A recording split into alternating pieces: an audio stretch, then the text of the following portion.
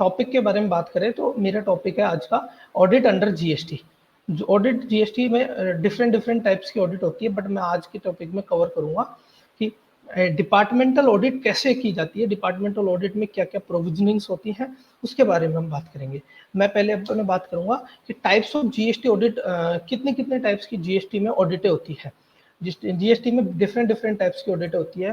पहले तो audit bye chartered accountant, जिसको हम ऑडिट एनुअल रिटर्न्स के बारे में बोलते हैं, 9(9)C लाइक दैट। और एक होती है हमारे पास audit by tax department authority, जो डिपार्टमेंट हमारे पास ऑडिट करता है अंडर सेक्शन 65 में, उस एक तो वो ऑडिट होती है। एक स्पेशल ऑडिट होती है अंडर सेक्शन 66, वो डिपार्टमेंट एक स्पेशल सर्कमस्टांसेस में ही करके चलता है गेट। इन डिफरेंट टाइप्स के ऑडिटों के बेस पे ही हमारी स्क्रूटनी डिसाइड होती है कि हम हाउ टू डिपार्टमेंट स्क्रूटनी में लेगा हमारे केस और किस तरीके के केसेस को लेगा। स्पेशल ऑडिट में हमको एक स्पेशल ट्रांजेक्शन्स को लेके चलता है। ऑडिट जो नॉर्मल ऑडिट होती है उसमें चार्टर्ड अकाउंटेंट ऑडिट करता है, but now then chartered accountant की ऑडिट सेल्फ सर्टिफाई की तरफ जा रही है उस तरफ। नाउ ऑडिट की डेफिनेशन की बात करें कि ऑडिट स्टार्ट कहाँ से होती है, ऑडिट में क्या क्या चीजें हमको कवर करते हैं।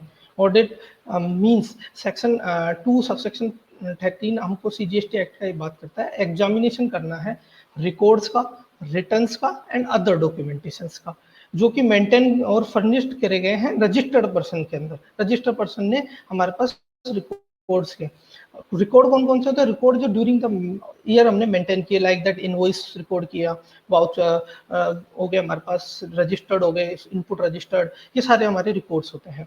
और रिटर्न्स में हमने जैसे लाइक बात करें अंडर सेक्शन 37(1) 37 और अंडर सेक्शन 39 जीएसटीआर 1 और जीएसटीआर 3B और other many more returns like annual returns, और उनकी बेसिस पे और अदर डॉक्यूमेंटेशन, बहुत से मैंने अदर डॉक्यूमेंटेशन होते हैं वो हमको वेरीफाई करने होते हैं। अब डिपार्टमेंट वेरीफाई किस चीज को करेगा, उसके बीच में हमारी बात करेगा कि टर्नओवर डिक्लेयर, जो हमने टर्नओवर डिक्लेयर किया है उसको बुक्स ऑफ अकाउंट से, रिकॉर्ड से वो वेरीफाई करेगा।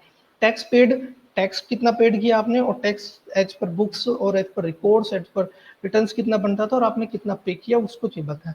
जो आप लोगों ने रिफंड क्लेम किया उसके बारे में बात करता है कि refund, how to refund claim, refund correctly claim, not claim, ये चीज के बारे में बात करता है। And input tax credit availed, input tax credit जो हमने अवेल्ड की है उसके बारे में भी करेक्टनेस को हमारे चेक करके हुए चलता है।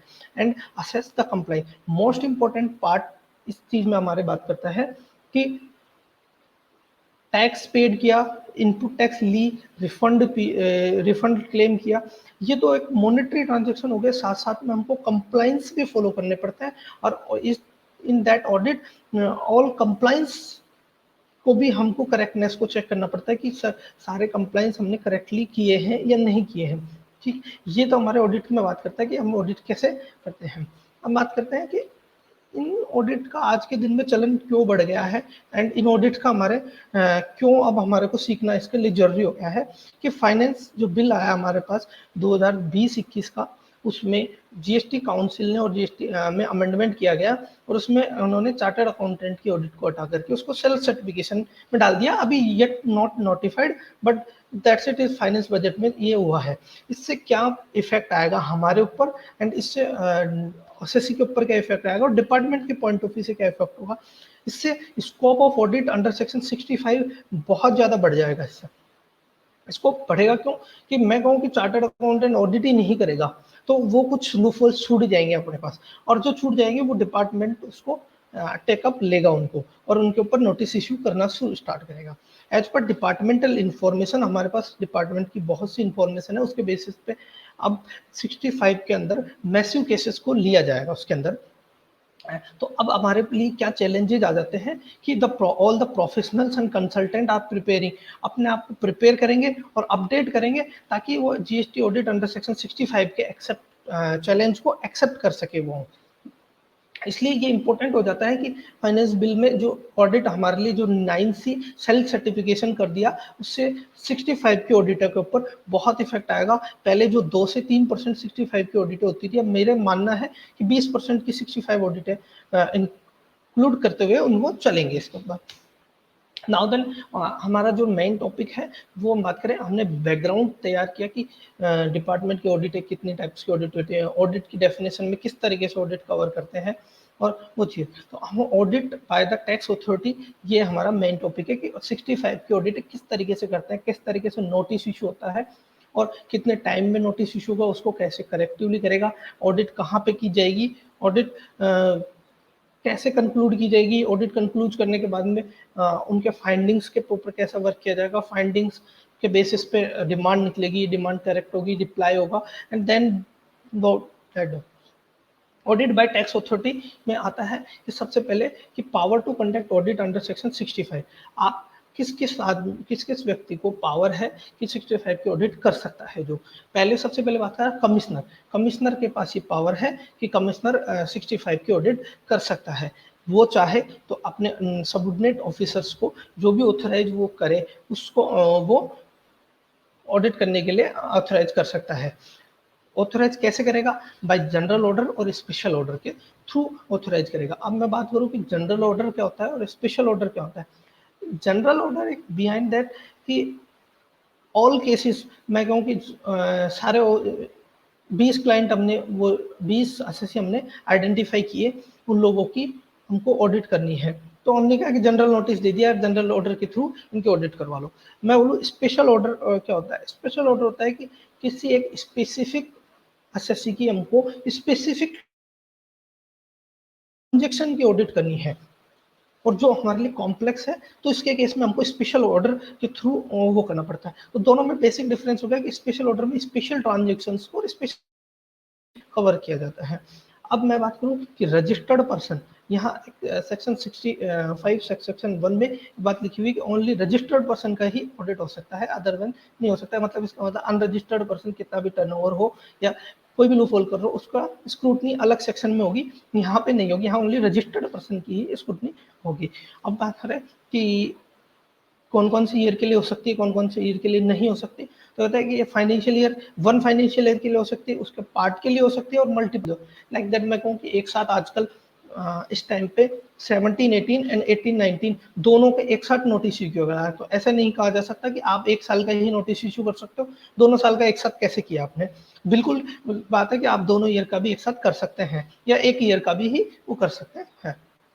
अब इसी चीज से एक क्वेश्चन उठता है कि क्या एक ऑफिसर जिसने पहले एक साल की ऑडिट कर ली, तो क्या वो वापस से उस साल की ऑडिट कर सकता है? नहीं कर सकता। बेसिकली नहीं कर सकता, क्योंकि एक साल की जिसमें ऑडिट रिपोर्ट प्रिपेयर हो चुकी है, ऑडिट फाइंडिंग हो गई, रिप्लाई हो गई, पैरा बन गए, उसके ऊपर अब वापस से ऑडिट नहीं कर सकता है। नाउ कि प्लेस ऑफ कंडक्ट ऑडिट कौन सा होगा, कहाँ पे ऑडिट की जाएगी? जो डिपार्टमेंटल की ऑडिट होती है, बेसिकली दो चीजें दी गई है कि प्लेस ऑफ रजिस्टर्ड पर्सन भी हो सकती है और देयर ओन ऑफिस में, जहाँ ऑफिसर बैठता है, कमिश्नर बैठता है, वहाँ की उसके ऑफिस में भी हो सकती है और अपने प्लेस पे भी हो सकती है। अब क्वेश्चन यहाँ पे उठेगा कि मेरे को मेरे प्लेस पे बुला के करवानी चाहिए या मेरे को और वहाँ के ऑफिस में जाके करनी चाहिए। तो मेरे प्लेस में करवाने में हमको बहुत सी ऐसी रिस्क होती है कि मेरा स्टॉक फिजिकली वेरीफाइड नहीं है बुक्स ऑफ अकाउंट से। इन केस वो यदि आ गया तो यहाँ पे वो फिजिकल वेरिफिकेशन भी कर सकता है स्टॉक का, एंड अदर मैनीफुल लूप होल्स होते हैं। तो वो हम कई बार ये सोचते हैं कि उसको अपने ऑफिस में नहीं बुला के अपन वहीं चल जाए। But as per my opinion, यदि आप बिल्कुल करेक्ट हो और आप बिल्कुल सब कुछ फॉलो करते हुए चल रहे हो, तो आप हमेशा अपने प्लेस पे ही बुलाइए उसको, उसके बिजनेस में नहीं जाइए। बट यदि आप कुछ भी फॉलो नहीं करते हो तो उसके प्लेस पे जाकर के ऑडिट करवाइए, ऑफिस में जाके, जीएसटी ऑफिस डिपार्टमेंट में जाके ही आपको ऑडिट करवानी चाहिए। अपने प्लेस पे उसको कभी भी नहीं बुलाना चाहिए। नाउ पीरियड ऑफ नोटिस, कितने दिन का period? Notice period audit start करना चाह रहा है कमिश्नर या कमिश्नर का सबऑर्डिनेट ऑफिसर, वो कितने दिन का पीरियड देगा हमको पहले कि भाई हमको पहले बताएगा कि हम ऑडिट करने आएंगे या हम ऑडिट आपको बुला रहे हैं। तो वो कब से होगा? मैं कह रहा हूँ कि कम से कम 15 दिन का टाइम पीरियड हमको देना जरूरी है। Minimum 15 days prior audit start करने से उससे पहले हमको नोटिस देना पड़ेगा उसको कि हम ऑडिट स्टार्ट करना चाह रहे हैं। उसमें नोटिस में क्या क्या होगा? नोटिस में ये बताएगा कि कौन से पीरियड की हम ऑडिट करना चाह रहे हैं और ये नोटिस किस फॉर्म में इशू होता है? जीएसटी एडीटी 01 में ये इशू होता है हमारे लिए। सिस्टम पे। नोटिस इशू हो गया, 15 दिन में हमको उसको रिप्लाई करना है कि उसने क्या मांगा क्या नहीं मांगा। बेसिकली होता क्या है कि ये एक स्पेशल एक नोटिस इनका होता है फॉर्मेटिंग, उसके हिसाब से नोटिस देते हैं। उस नोटिस में हमको ये बोलते हैं कि आप अपने अपने ये चीज़ हमें प्रोवाइड करवाइए, GSTR 1 दीजिए, GSTR 3 भी दीजिए हमारे को, एनुअल रिटर्न की कॉपी दीजिए, GST ऑडिट की कॉपी दीजिए हमको, देखिए ट्रायल बैलेंस दीजिए हमको, फाइनेंशियल स्टेटमेंट दीजिए, आपके ऑडिट रिपोर्ट दीजिए। कई बार ये इरिटेटेड हो जाता है कि जब आप लोगों के पास 9 और 9C हम ऑलरेडी फाइल कर चुके हैं, आप लोगों के पास अवेलेबल है, हमसे वापस मांग रहे हो। हम बोलते हैं GSTR 1 हमने ऑलरेडी फाइल कर रहे हैं कि आपके पोर्टल पे अवेलेबल है, और फिर भी हमसे मांग रहे हैं, और 3B भी हमने फाइल कर रखे हमसे मांग रहे हैं। तो ये कई बार होता है, बट ये मांगते हैं और हमको अपनी तरफ से देना चाहिए। अब बेसिक क्वेश्चन ये आता है कि हमको वो बोलते हैं कि आप डेटा प्रोवाइड करें भैया, तो डेटा देना चाहिए नहीं देना चाहिए, डेटा आप डिपेंड करता है आपके ऊपर। आप उसको एक नॉर्मल लेटर लिख दीजिए कि हम चाहते हैं कि आप हमसे डॉक्यूमेंट मांगो, हम देंगे, हम डॉक्यूमेंट नहीं दे सकते इस बेसिस पे कि हमारा डेटा सिक्योर्ड डेटा है, हम किसी को हमारी पार्टियों के नाम से एंड हमारी प्राइवेसी की कंडीशन से, हमारे ऑर्गेनाइजेशन की कंडीशन से कि हम अपना डेटा किसी को शेयर नहीं कर सकते। आप जो भी स्टेटमेंट मांगोगे, जो भी लेजर्स मांगोगे, जो भी स्क्रूटनी से रिलेटेड डॉक्यूमेंट मांगोगे, वो हम आपको इमीडिएट बेसिस पे प्रोवाइड करवाएंगे, बट हम डेटा नहीं दे सकते। इसका एक रीजन देख के आप दे सकते हो, आप चाहो तो डेटा उसको प्रोवाइड करवा सकते हो, डेटा में तो नहीं है, वो डेटा के बेसिस पे अपडेट कर लेंगे, बट बेसिक यही है। अब बात करते हैं time limit for completion audit. Audit को कितने टाइम में उन लोगों को कंप्लीट करना होता है? मैं बोलूँ कि कंप्लीट करना होता है with in 3 months from commencement of audit. Commencement of audit से 3 महीने के अंदर अंदर उनको पूरा करना पड़ता है। बट मैं कहूँ कि नहीं हुई 3 महीने में, तो क्या होगा फिर? उसके केस में हम एक्सटेंशन ग्रांट कर सकते हैं। कमिश्नर कितनी एक्सटेंशन ग्रांट कर सकता है? Only cannot be, commissioner is satisfied that audit in respect of registered person cannot be complete within 3 month, then वो एक एक्सटेंशन दे सकता है, बट वो 6 महीने से ज़्यादा का एक्सटेंशन नहीं होगा।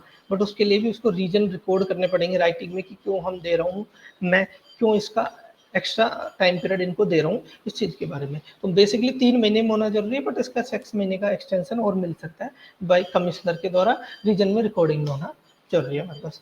अगर रजिस्टर्ड पर्सन क्या करेगा during the audit? During the audit registered person की क्या जिम्मेदारी बनती है?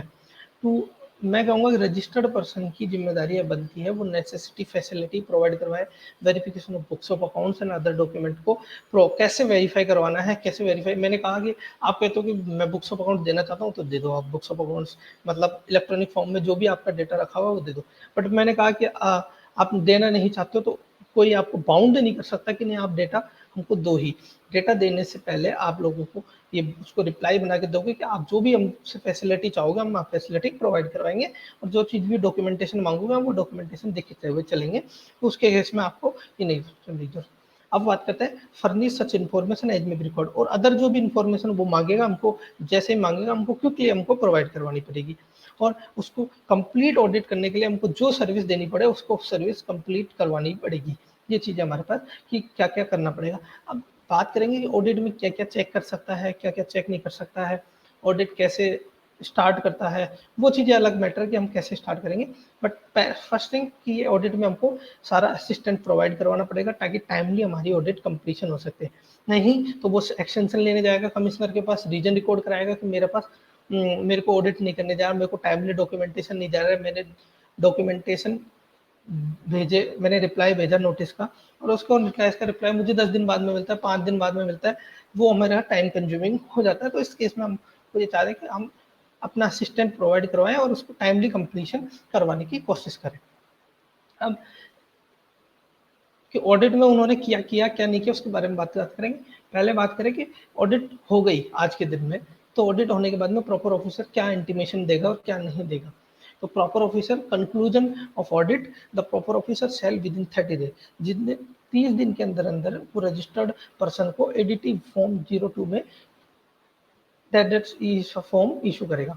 उसमें कहेगा ऑडिट फाइंडिंग्स बताएगा आपको कि उसने क्या ऑडिट की और उसमें क्या क्या फाइंडिंग्स पाई उसने, और विद रीजंस प्रोवाइड करवाएगा हमको, और उसके लिए हमको रिप्लाई प्रोवाइड करवाने का टाइम पीरियड भी देगा कि आप इसके ऊपर रिप्लाई दो, फिर हम जाके सुकोस नोटिस बनाएंगे। फिर register person right and obligation, rights and obligations बताएगा कि रजिस्टर पर्सन के क्या राइट्स हैं और क्या ऑब्लिगेशंस हैं, वो सारी चीजें बताते हुए चलेगा। और फिर उसके बाद में हम बात करें कि where the audit is concluded, audit conclude हुई, हमने पैरा बनाए, पैरा का रिप्लाई दिया, और रिप्लाई देने के बाद में उसको लगता है कि देन हमारे सोट पेड हुआ है टैक्स का, टैक्स पेड नहीं किया हमने, या एर्नेस्टली रिफंड क्लेम किया है, input tax credit wrongly availed करी और यूटिलाइज करी, तो प्रॉपर ऑफिसर 73 और 74 एज में बी द केस, जो भी केस हो 73 का हो या 74 का, उसको जो लगता हो उसके बेसिस पे वो इनिशिएशन स्टार्ट कर सकता है 73 और 74 का। 73 बेसिकली बात करता है कि सेपरेशन ऑफ द फैक्ट हुआ है, तो हम आएंगे 74 में कि हम कोई चीज हमने छुपाई, कोई चीज हमने जानबूझकर छुपाई और वो चीज हम आज हमारे पास निकली, तो वो 74 में केस चल जाता है। और 73 बात करता है other than separation of fact, miss representation and fraud का केस हो, मिस रिप्रेजेंटेशन ऑफ फैक्ट हो, सेपरेशन ऑफ फैक्ट हो, तो वो 74 में जाएगा, अदर देन यदि है 73 में जाएगा। 73 और 74 में बेसिक डिफरेंस होता है कि शोकोस नोटिस आने की तक भी यदि हम उसमें टाइम प्रोवाइड करवा देते हैं या टैक्स पेड कर देते हैं, 73 के शोकोस नोटिस आने के 30 दिनों में भी हम वो कर देते हैं, तो हमारे ऊपर इंटरेस्ट पेनल्टी नहीं लेविड होती, बट यदि 74 है तो उसके केस में हमारे पास पेनल्टी लगती है। अब ये तो चीज हो गई कि ऑडिट कैसे होती है, ऑडिट की प्रोसीजरल एस्पेक्ट क्या हुआ, बट अब मैं बात करूंगा ऑडिट को हमको स्टार्ट कैसे करते हैं, ऑडिट को क्या करता है। एक फॉर्म इशू करते हैं वो ऑडिट के केस में, मैं जाके आपको फॉर्म दिखाता हूँ, आपको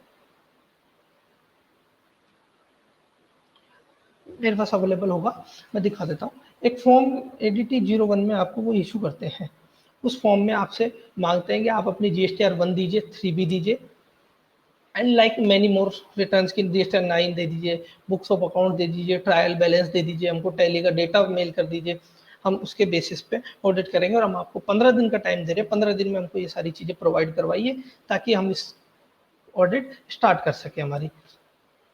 अब हमारी जिम्मेदारी होती है कि हम उन सब चीज़ों को विद इन टाइमली में प्रोवाइड करवाएं। यदि हम टाइमली प्रोवाइड नहीं करवाएंगे तो वो बेस्ट जजमेंट असेसमेंट में भी जा सकता है, बट यदि हमको देना जरूरी होता है वहाँ पे, अब हमने दिया तो वो सबसे पहले हमारे रिटर्न की स्क्रूटनी स्टार्ट करता है कि जीएसटीआर 1 और 3B, आपने जीएसटीआर 1 में क्या दिया था, जीएसटीआर 3B में हमने क्या दिया, उनमें कोई डिफरेंसेज है तो उन मेजर्स का डिफरेंसेज का रीजन ढूंढने की कोशिश करता है और उन रीजन्स को कंप्लाई करता है जीएसटीआर 9 से, कि 9 में हमने उसको किस तरीके से करेक्ट किया, कोई टैक्स ड्यूरिंग द रिटर्न कोई शॉर्ट पेड था वो हमने पे किया नहीं किया, वो डीआरसी 03 की कॉपियां तक मांगता है हमसे कि डीआरसी 03 को हमको कैसे डील करना है ड्यूरिंग द डिपार्टमेंटल ऑडिट, कि भाई कोई टैक्स पेबल बनता था और वो आपने पेड कर दिया तो नो इशू की उसका पैरा बनाने की जरूरत नहीं है वहां पे।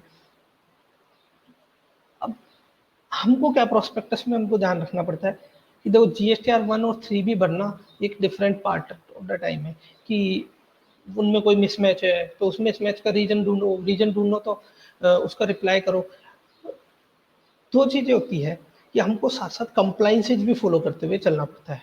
मैं कई केसेस में हमारे देखने को मिलता है कि हमने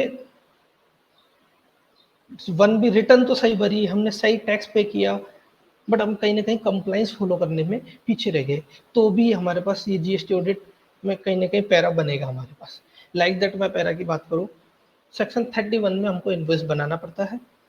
सबसे पहला ही स्टार्टिंग पॉइंट होता है उनका, जब वो कंप्लाइंस चेक करते हैं तो सबसे पहले वो इनवॉइस मंगवाते हैं हमको, चाहे से इनवॉइस की कॉपी आपकी 5,000 हो या 10,000 हो या 20,000 हो, वो सारी कॉपी मंगवाएंगे। या कई बार वो उनको लगता है कि नहीं यार ज़्यादा कॉपियां हैं, तो वो सैम्पलिंग कहते हैं कि आप हमको ले तो आओ, हम उसमें से सैम्पलिंग बेसिस पे हम चेक कर लेंगे। तो उन चीज़ों को चेक करता है और उनसे पूछना होता है। अब आपको पता होगा कि इनवॉइस में ये invoice as per GST records 31 के हिसाब से ऐसे ऐसे इनवॉइस बनना चाहिए, वो सारी फिगर्स होनी चाहिए, ये सारी चीजें फॉर्मेटिंग होनी चाहिए उस टाइम। अब वहां ये बोल रखा है कि यदि आपके इनवॉइस में कमी है, बट ये 5 चीजों की कमी नहीं है, तो भी हम आपको इनपुट दे देंगे।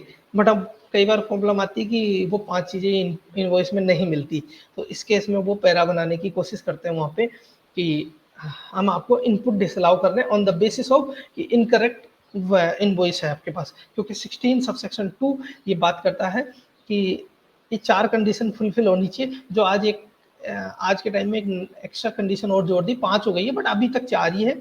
उस 4 कंडीशंस में बात करता है कि ये 4 कंडीशंस को फुलफिल करना जरूरी है कि हमारे पास इनवॉइस होना जरूरी है, गुड्स एंड सर्विस रिसीव हो गया हो, सामने वाले ने हमारा टैक्स पेमेंट कर दिया हो, हमारे सप्लायर ने, और हमने रिटर्न फाइल कर दिया हो। तो मैं कहूँगा इनवॉइस होना चाहिए, और इनवॉइस कौन सा? Proper invoice under rules and under section 31 के अंदर जो इनवॉइस की फॉर्मेटिंग दी हुई है, इनवॉइस पे मिनिमम कंटेंट जो होना जरूरी है उसके बेसिस पे, यदि वो नहीं है तो आपके लिए तकलीफ हो सकती है। तो आप ऑडिट जब 15 दिन का टाइम मिलता है उसमें अपने आप को प्रिपेयर करें, सारे इनवॉइसेज को चेक करें कि कहीं ना कहीं लूपहोल तो नहीं हो रखा, कि कोई इनवॉइस में ये चीज नहीं है। कई बार एचएसएन कोड नहीं होता है हमारे इनवॉइस में, टैक्सेबल सप्लाई बट जीएसटी सामने वाले का नंबर, जीएसटी इनवॉइस नंबर और जीएसटी नंबर नहीं है वहाँ पे, ये सारी चीजें होती है। दूसरा भी एंड केस आता है कि आप credit note debit note with in timely बनाए नहीं बनाए आपने। क्रेडिट नोट के में टाइम पीरियड है, बट डेबिट नोट में कोई टाइम पीरियड नहीं है। क्रेडिट नोट टाइमली बनाए नहीं बनाए। एक मेजर इश्यू आउट आज के दिन में हमने देखा है कि जहां जहां भी आप आरसीएम में सप्लाई देते हो, सॉरी आरसीएम में सप्लाई आप लेते हो और जिसका टैक्स आप पे करते हो अंडर रिवर्स चार्ज, तो उस केस में आपके पास दो कंडीशंस होती है। एक, आप supply receive from registered person और supply receive from unregistered person. Supply receive from registered person है तो उस केस में आपको अलग प्रोसीजर फॉलो करनी पड़ती है। और यदि आपके पास अनरजिस्टर्ड से आपने कोई सप्लाई ली है तो उसके केस में आपको, जब अनरजिस्टर्ड से सप्लाई की तो उसके केस में आपको पेमेंट वाउचर और सेल्फ वाउचर इशू करना पड़ता है। और यदि आप वो सेल्फ वाउचर इशू नहीं करते हो तो इस केस में आपको वो प्रॉपर इनवॉइस अंडर सेक्शन 31 नहीं माना जाता, और इस केस में आपकी इनपुट डिसअलाउ कर दे सकते हैं वो लोग। ये बहुत बड़ा क्राइटेरिया है कि वो आपकी इनपुट डिसअलाउ कर सकते हैं आरसीएम की। आज के दिन में मोस्टली क्लाइंटों ने आरसीएम के रिसिप्ट वाउचर और सेल्फ इनवॉइसिंग नहीं करी है। और यदि वो नहीं करते हैं और इस टाइम जीएसटी ऑडिट डिपार्टमेंट होती है और आप डॉक्यूमेंटेशन लेके पहुंचते हो, वो कहते हैं कि सर आपने आरसीएम पे कर रखा है और इसका इनपुट भी ले रखा है, और इस इनपुट के लिए हमको डॉक्यूमेंटेशन चाहिए कि आपके इनपुट के हिसाब से ये डॉक्यूमेंटेशन आपके पास होना जरूरी है। अगर ये डॉक्यूमेंटेशन नहीं है आपके पास तो उस केस में हम आपका इनपुट डिसअलाउ कर सकते हैं। तो उस केस में आपके पास प्रॉपर इनवॉइसिंग होना जरूरी है। मैं बात करूं कि प्रॉपर कंप्लायंसेस में फॉलो करना जरूरी है कि इनवॉइस प्रॉपर है या नहीं है। आजकल एक नई कंडीशन और आ गई ई इनवॉइसिंग की, कि ई इनवॉइसिंग अपने पास हो रही है नहीं हो रही। अब ये बहुत क्रिटिकल चैलेंज हो गया कि हम ये आइडेंटिफाई करें कि हमारे सप्लायर ऐसे कौन कौन से हैं जो इनवॉइसिंग में फॉलो होते हैं नहीं होते, और उनसे हम माल परचेज कर रहे हैं तो वो इनवॉइसिंग हमको दे रहे हैं या नहीं दे रहे हैं। ये चीजें हमको देखना जरूरी है। तो यदि हमारे पास उस सामने वाले सप्लायर के इनवॉइसिंग एप्लीकेबल होती है और उसने हमको इनवॉइस दिया normal invoice, in that case rules में ये बात लिखी हुई है कि वो इनवॉइस नल एंड इनवॉइड है, हमारे लिए कोई वैलिडिटी नहीं रखता है वो इनवॉइस। इस केस में जब वैलिड इनवॉइस ही नहीं होगा तो आपको इनपुट नहीं मिलेगी, दैट आपकी जिम्मेदारी ये बन गई है उस केस में ही। तो बहुत से मेजर कंप्लाइंसेज है वो आपको फॉलो करने पड़ेंगे। टैक्स पेड करना नहीं करना वो तो एक डिफरेंट बात होती है। हमारे पास की हमने टैक्स कम पे किया था तो यार लाइक आपने कम पे किया था तो वो आपकी जिम्मेदारी बनती थी कि आप पे करो। और भी शॉर्ट पेड किया तो वो क्या रिफंड गलत लिया, रॉन्ग आईटीसी इनपुट क्लेम कर ली, मैं कहूँ 17(5) में कवर होती है बट हम क्लेम करते जा रहे हैं, वो नहीं मिलनी चाहिए थी। कॉमन इनपुट हो गई, कॉमन इनपुट की इनपुट ले ली, वो एक अलग क्राइटेरिया। बट ऑडिट के अंदर कंप्लाइंस पार्ट भी बहुत इंपॉर्टेंट रखता है, और यदि आपने कंप्लाइंस पार्ट को फॉलो नहीं किया तो उसके इसमें आपके ऊपर बहुत मेजर हैवी पेनल्टी हो सकती है। मैं अब बात करूं कि बात कर रहे थे हम कि सेल्फ इनवॉइसिंग होनी चाहिए। सेल्फ इनवॉइसिंग नहीं है हमारे पास तो उस केस में हमारे पास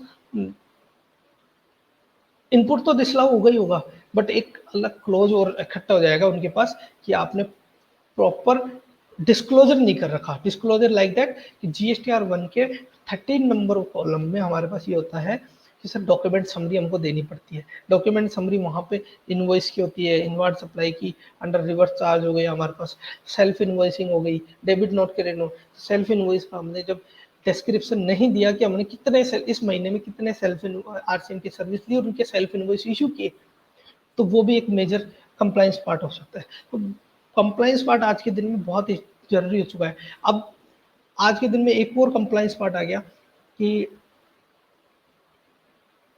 HSN कोड कि बहुत वो है कि 5 करोड़ से आपका टर्नओवर 5 करोड़ से बिलो है या मोर देन 5 करोड़ है, तो उसके केस में 5 करोड़ से नीचे है तो आपको 4 डिजिट्स का HSN कोड देना पड़ेगा, एंड 5 करोड़ से ज़्यादा का है तो 6 डिजिट का HSN कोड देना पड़ेगा, और 5 करोड़ से नीचे तो ओनली B2B में देना जरूरी है, और 5 करोड़ से ऊपर है तो B2B और B2C दोनों में देना जरूरी है।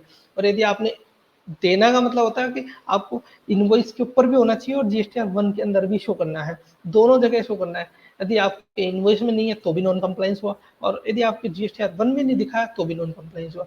आजकल कई लोगों को क्वेश्चन आता है कि क्या सर GST में हम HSN कोड नहीं दिखाए तो हमारा क्या होगा?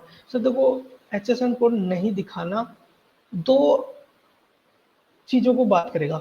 इनवॉइस पे नहीं दिखाना तो प्रॉपर इनवॉइस नहीं इश्यू किया अंडर 122, और हम कह रहे हैं कि आपने GSTR 1 में नहीं दिखाया तो आपने डिस्क्लोजर नहीं किया, और एक जनरल पेनल्टी क्लोज अंडर 125। तो बहुत से मेजर कंप्लाइंस होते हैं। तो मैं कहूँगा कि जो 15 दिन का टाइम हमको दिया जाता है उसमें आप प्रॉपर स्टडी करें, जल्दी नहीं करें कि उनको डॉक्यूमेंट हमको आज आया है हमारे पास नोटिस और हमको कल तो उनको डॉक्यूमेंट प्रोवाइड करवाना है। डॉक्यूमेंट प्रोवाइड करवाने के लिए आप अपने आप को पहले सेल्फली प्रिपेयर करें कि कैसे हम डॉक्यूमेंटेशन रेडी करें, उनकी हम अपने बेसिस पे भी इवेल्युएशन करें कि कुछ छूट थोड़ रहा है, ताकि वहाँ जाने के बाद में उसकी जवाबदेही बना सके, हम उसका रिप्लाई प्रॉपरली बना सके। तो ये सारी चीज़ें हमको इस ऑडिट में ध्यान रखना जरूरी है। बेसिकली डिपार्टमेंटल ऑडिट इतना ही था कि डिपार्टमेंटल ऑडिट में हमको ये चीज़ें फॉलो करनी पड़ेगी। कमिश्नर के पास पावर है। अब कई बार क्या होता है कि ये चीज़ें भी हमको देखना जरूरी हो जाती है कि 65 भी ऑडिट का दिया किसने है और कर कौन रहा है, ये भी बहुत चीज़ इंपॉर्टेंट होती है। ये चीज़ करेक्टली आइडेंटिफाई करनी जरूरी है कि कमिश्नर ने नोटिस दिया और कर कौन रहा है, क्या कर रहा है तो उसके पास क्या ऑर्डर है, जनरल ऑर्डर है, स्पेशल ऑर्डर, वो चीज़ें होना जरूरी है। यदि नहीं है तो आप उसको बोल सकते हो कि सर आप ऑडिट करने के लिए ऑथराइज ही नहीं हो, तो आप ऑडिट कर कैसे रहे हो। ये चीज़ें बहुत सी मेजर चीज़ें हैं जो आपको ध्यान रखना जरूरी है। तो बाकी तो बहुत सी चीज़ें होती है जो कंप्लाइंस पार्ट मोस्ट इम्पोर्टेंट है, यदि आप टैक्स पे करते हो नहीं करते हो। इसमें आगे की बात है, अगले हम आगे बात करेंगे कि 73 74 क्या होता है, 73 में कितना टाइम पीरियड होता है, क्या कितने टाइम पीरियड में नोटिस इशू होता है, शोकोस इशू हुआ नहीं हुआ, शोकोस के बारे में नहीं, देन अभी मोस्टली नहीं हुआ हमारे पास। Now thank you.